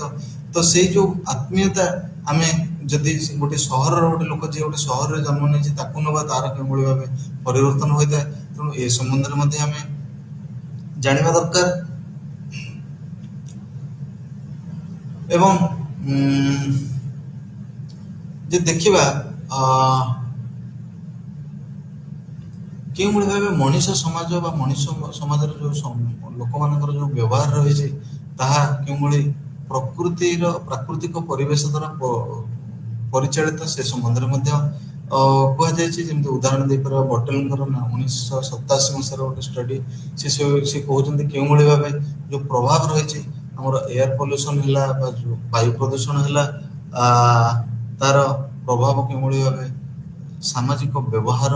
ଗୋଟେ ମଣିଷର ସାମାଜିକ ବ୍ୟବହାର, ଗୋଟେ ମଣିଷ ସମାଜର ସାମାଜିକ ବ୍ୟବହାର ଉପରେ ମଧ୍ୟ ପ୍ରଭାବ ପକେଇଥାଏ। ବନ୍ୟା ହଉ, ବାତ୍ୟା ହଉ, ଅତ୍ୟଧିକ ବର୍ଷା ହେଉ, ତାହା କେଉଁଭଳି ଭାବେ ଗୋଟେ ମଣିଷର ସାମାଜିକ ଅଗ୍ରଗତି ବା ଯାହାକୁ ଆମେ ସୋସିଆଲ ମୋବିଲିଟି କହିଥାଉ, ତାର ସେଥିରେ ମଧ୍ୟ କେଉଁଭଳି ଭାବେ ପ୍ରଭାବିତ ପକେଇଥାଏ। ଏବଂ ଆମର ପ୍ରଦୂଷଣ ହଉ ବା ଯୋଉ ଡେଜର୍ଟିଫିକେସନ ଆମେ ଯାହା କହୁ, ମରୁଭୂମି ବା ଜମିର ଉର୍ବରତା ହ୍ରାସ ହଉ, ଭୂସ୍ଖଳନ ହଉ, ଏଇ ଯୋଉ ଇଏ ଗୁଡିକ ରହିଛି ତାର ପ୍ରଭାବ କେଉଁଭଳି ଭାବେ ମଣିଷର ସାମାଜିକ ପରିସ୍ଥିତି ଉପରେ ପକାଇଥାଏ ତା ସମ୍ବନ୍ଧରେ ସେ ଆଲୋଚନା କରିଥିଲେ। ଯେ ଦେଖାଯାଏ ଏହାପରେ ଆଉ ଗୋଟିଏ ଦିଗନ୍ତ ରହିଛି ଯାହାକୁ ଆମେ ଏନଭାୟରମେଣ୍ଟାଲିଜିମ୍ କୁହାଯାଉ। ଏହା ମୁଖ୍ୟତଃ ଭାବେ ଯଦି ଦେଖିବା ଏହା ଗୋଟିଏ ଦିଗନ୍ତ ଯାହା ମୁଖ୍ୟତଃ ଭାବେ ଗୋଟେ ଆମେ ଯାହା କହୁଛୁ ଫିଲୋସଫି କହିଥାଉ ତାକୁ କହିପାରିବା କି ଏହାକୁ ମୁଖ୍ୟତଃ ଭାବରେ ଯଦି ଦେଖିବା ଆମେ ଏନଭାୟରମେଣ୍ଟାଲିଜିମ୍ କହିଲେ ବୁଝୁ ଯେ କେଉଁଭଳି ଭାବେ ଗୋଟେ ଲୋକମାନଙ୍କ ଭିତରେ ଗୋଟେ ପରିବେଶକୁ ନେଇ ଗୋଟେ ସାମାଜିକ ଏବଂ ରାଜନୈତିକ ଚିନ୍ତନରେ ବୃଦ୍ଧି ଘଟିବାରେ ଲାଗିଛି। ଯଦି ଆମେ ଦେଖିବା ସଏଲ ଇରୋଜନ ହଉ ବା ଯୋଉ ଆମର ପାଣିର ଯୋଉ ମଧୁର ଜଳର ଯୋଉ ଉତ୍ସ ଗୁଡିକ ରହିଛି ତାର ଧୀରେ ଧୀରେ ସଂଖ୍ୟାରେ ହ୍ରାସ ଘଟୁ, କିମ୍ବା ଆମର ଯୋଉ ଜଙ୍ଗଲର କ୍ଷୟ ହଉ, କିମ୍ବା ଯୋଉ ବାୟୁ ପ୍ରଦୂଷଣ ମାତ୍ରା ବଢିବା ହଉ, କିମ୍ବା ତାପମାତ୍ରାର ବୃଦ୍ଧି ହଉ, ଏଇ ସବୁ ଗୁଡିକ କେଉଁଭଳି ଭାବେ ଧୀରେ ଧୀରେ ଲୋକମାନଙ୍କ ମଧ୍ୟରେ ଗୋଟିଏ ଯୋଉ ସାମାଜିକ ଏବଂ ରାଜନୈତିକ ଯୋଉ ଚିନ୍ତନ ଥିଲା ତାହା ଧୀରେ ଧୀରେ କିଭଳି ଭାବେ ବୃଦ୍ଧି ଘଟିବାକୁ ଲାଗିଛି। ଏବଂ ଯଦି ଦେଖିବା ଯୋଉ ଏନଭାୟରମେଣ୍ଟାଲିଜିମ୍ ଯଦି ଦେଖାଯାଏ କିଭଳି ଭାବେ ଦିନକୁ ଦିନ ବୃଦ୍ଧି ଘଟୁଛି ଏବଂ ଏହାର ଯଦି ଆମେ ଅବଦାନ ଦେଖିବା ଲୋକମାନଙ୍କ ମଧ୍ୟରେ ଯୋଉ ଚେତନାର ଯୋଉ ଅଗ୍ରଗତି ହେଇଛି ଏହା ମୁଖ୍ୟତଃ ଏନଭାୟରମେଣ୍ଟାଲିଜିମ୍ ପାଇଁ ହେଇଛି। ଆମେ ଯଦି ଦେଖିବା ଏନଭାୟରମେଣ୍ଟାଲିଜିମ୍ କେବଳ ନୁହେଁ ଯେ ଜଣେ ଯାଇକି ଆନ୍ଦୋଳନ କଲେ ହବ, କିନ୍ତୁ ଅନେକାଂଶରେ ଦେଖିବା ଆମର ଲୋକମାନଙ୍କର ଯୋଉ ବିବୃତ୍ତି ହଉ, ଲୋକମାନଙ୍କର ଲେଖା ହଉ, ଆମେ ଯେମିତି ଦେଖିଛେ ୟୁନାଇଟେଡ୍ ନେସନ୍ସ ଆମର ଯୋଉ ମିଳିତ ଜାତିସଂଘରେ ଯୋଉ ସ୍ୱିଡେନର ଜଣେ ଝିଅ ଗୀତା ବୋଲି ତାଙ୍କର ଯୋଉ ଲୋକପ୍ରିୟ ଯୋଉ ଭାଷଣ ଥିଲା ତାହା କେଉଁଭଳି ଭାବେ ଲୋକମାନଙ୍କୁ ପ୍ରଭାବିତ କରିଥିଲା ଏବଂ ତାକୁ ଦେଖି କେତେ ଗୁଡ଼ିଏ ଆନ୍ଦୋଳନ ମଧ୍ୟ ସୃଷ୍ଟି ହେଇଥିଲା। ଏବଂ ଯଦି ଦେଖିବା ଆମେ ଏନଭାୟରମେଣ୍ଟାଲ ମୁଭମେଣ୍ଟ ଗୋଟିଏ ଏଭଳି ଗୋଟିଏ ବିଷୟ ଯାହାକୁ ନେଇ ଅନେକ ଗୁଡ଼ିଏ ସୋସିଓଲୋଜି ବା ସମାଜ ବିଜ୍ଞାନୀ ମାନେ ନିଜର ସନ୍ଦର୍ଭ ରଚନା କରିଛନ୍ତି ବା ତର୍ଜମା କରିଛନ୍ତି। ଏନଭାୟରମେଣ୍ଟାଲ ମୁଭମେଣ୍ଟରେ ଆମେ ଦେଖିବା ସବୁବେଳ ପାଇଁ ଗୋଟେ ଯୋଉ ଆଲୋଚନା ମୁଖ୍ୟତଃ ଭାବରେ କୋଉ କୋଉ ବିଷୟବସ୍ତୁକୁ ନେଇ ହୋଇଥାଏ। ମୁଖ୍ୟତଃ ଭାବରେ ଆମେ ଦେଖିବା ଯୋଉ ଷ୍ଟେଟର ରୋଲ, ଗଭର୍ଣ୍ଣମେଣ୍ଟର ରୋଲ, ସମାଜର ଯୋଉ ବ୍ୟବସ୍ଥା ରହିଛି ତା ଦେହରେ କେଉଁଭଳି ଭାବେ ପରିବର୍ତ୍ତନ ହଉଛି ଏବଂ ସେ ଯୋଉ ପରିବର୍ତ୍ତନ ହଉଛି ଇଣ୍ଡଷ୍ଟ୍ରିଆଲାଇଜେସନ ପାଇଁ ହଉ, ଅର୍ବାନାଇଜେସନ ପାଇଁ ହଉ, ଏଇ ଯୋଉ ପରିବର୍ତ୍ତନ ହଉଛି ତାକୁ କେଉଁଭଳି ଭାବେ ତା ଦ୍ୱାରା ମଣିଷ ସମାଜ କେଉଁଭଳି ଭାବେ ପ୍ରଭାବିତ ହେବ ତାକୁ ନେଇକରି ଅନେକାଂଶରେ ଯୋଉ ଆମର ଆନ୍ଦୋଳନ ସୃଷ୍ଟି ହୋଇଥାଏ ସେ ଆନ୍ଦୋଳନକୁ ନେଇ ଅନେକ ଗୁଡ଼ିଏ ସମାଜ ବିଜ୍ଞାନରେ ତର୍ଜମା କରାଯାଇଛି। ଅନେକ ଥର ଯଦି ଆମେ ଉଦାହରଣ ଦେଖିବା ଅମିତାଭ ଆବିଷ୍କରଙ୍କର ଦ ଭ୍ୟାଲି ଅଫ ଦ ରିଭର ହଉ, ରାମଚନ୍ଦ୍ର ଗୁହାଙ୍କର ସୋସିଆଲ ଇକୋଲୋଜି ହଉ, ବା ଆମର ଯୋଉ ଦ ସାଇଲେଣ୍ଟ ଉଡ୍ସ ହଉ, କିମ୍ବା ଆଉ ଆମର ଯୋଉ ରାଧାକମଲ ମୁଖର୍ଜୀଙ୍କର ଆମର ଯୋଉ ପରିବେଶ ସମ୍ବନ୍ଧୀୟ ଯୋଉ ଆଲୋଚନା ହଉ, ମୁଖ୍ୟତଃ ଭାବେ जदि भारत में देखा केते गुड़िए जो परिवेश संबंधी आंदोलन होती चिपको मुवमेंट हो नर्मदा बचाओ आंदोलन हो पोस्को मुवमेंट ओडिशा रे हो ये गुड़िए मुख्यतः भाव आलोचना है जे देखिए जो मुवमेंट को नहीं अमिताभ आविष्कार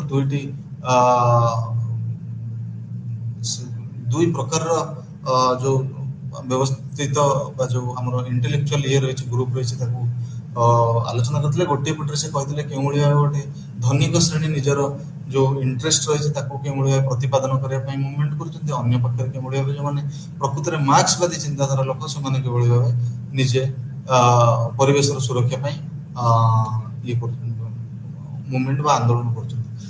देखा इकोलोजिकल जस्टिस मुख्यतः भाव देखा क्यों भाव यही जो पर्सपेक्टिव रे क्यों भाव जो मान प्रति परिवेश संबंधी जो मैंने शोषण कराई जो मैंने अन्यायर शोषण शिकार होती इंडस्ट्रियलाइजेशन होगा द्वारा उदाहरण स्वरूप तार पारिपार्श्विक लोक मान जो जलवायु परिवर्तन हो स्वास्थ्य समस्या से क्यों भाव न्याय देवाई जो मुवमेंट होता है संबंध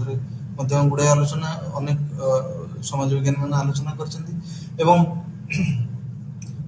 देखा जो एनवायरमेंटल रिस्क और हैजार्ड्स एनवायरमेंटल रिस्क हैजार्ड्स रे केवल भाबे उल्लेख बेग तांकर जो रिस्क सोसाइटी रही